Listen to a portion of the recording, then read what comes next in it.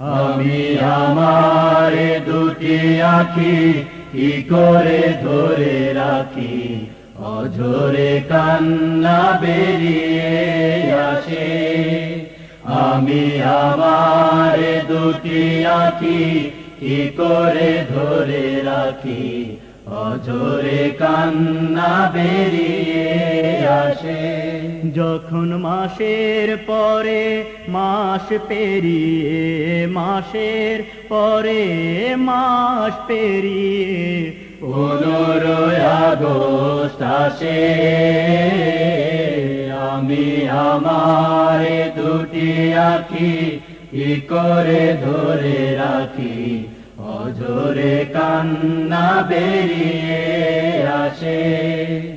আমি আমার দুটি আঁখি কি করে ধরে রাখি,